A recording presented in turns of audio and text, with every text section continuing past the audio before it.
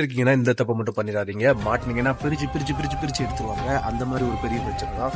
என்ன பிரச்சனை பார்த்தீங்கன்னா, ரீசெண்டாக நான் ஒரு சிம் கார்டு வாங்கியிருந்தேன். அந்த சிம் கார்டு பார்த்தீங்கன்னா இன்னொருத்தரோட இக்காமாவோட நேமில் பதிவாயிருக்கு. ஸோ என்னோட சிம் கார்டு ஃபஸ்ட்டு ஒன்று யூஸ் பண்ணேன். அது டவர் கட்டானதுனால வேற சிம் கார்டு எடுத்தேன். ஸோ இப்போ என்னோட சிம் கார்டு இன்னொரு ஆள் பாகிஸ்தான்காரர் வேற யாரோ யூஸ் பண்ணிட்டு இருக்காரு. இன்னொருத்தரோட சிம் கார்டை நான் யூஸ் பண்ணிட்டு இருக்கேன். ஆனால் இக்காமாவை பார்த்தீங்கன்னா நம்மளோட பேரில் இல்லை, வேற ஒருத்தரோட பேர் இருக்கு. ஸோ இதை தெரிஞ்சுக்கிட்ட நான் என்னென்னு பார்த்தீங்கன்னா, நான் ஒரு ஃப்ரெண்டி சிம் கார்டு யூஸ் பண்ணுறேன். நேராக ஆஃபீஸுக்கு போய் அதை டோட்டலாக கட் பண்ணி விட்டுட்டேன். இஸ்காமில் இருக்கிற சிம் கார்டை அவங்க யூஸ் பண்ணி ஏதாவது ஒரு சின்ன தப்பு பண்ணால் கூட அது உங்களை தான் அஃபெக்ட் பண்ணும். ஸோ இந்தியாவுக்கோ வேறு நாடுகளுக்கோ நீங்கள் போகும்போது கண்டிப்பாக மாட்டி சின்ன பின்னமாயிருவீங்க. ஸோ ஃபர்ஸ்ட் ஆஃப் ஆல் சவுதியில் இருக்கீங்கன்னா முதல்ல செக் பண்ணிடுங்க, இக்காமாவில் இருக்கிற சிம் கார்டு யார் பேரில் இருக்குது அப்படின்ட்டு கன்ஃபார்ம் பண்ணிவிட்டு அதுக்கப்புறம் நீங்கள் எதை யூஸ் பண்ண பழகிக்கோங்க. ஏன் அப்படின்னா பிரச்சனைகள் வர்றதுக்கு முன்னாடி தவிர்ப்பது நமக்கு நல்லது. ஸோ இந்த வீடியோ சவுதியில் இருக்கக்கூடிய உங்கள் ஃப்ரெண்ட்ஸ் அண்ட் ஃபேமிலிக்கு ஷேர் பண்ணி விட்ருங்க.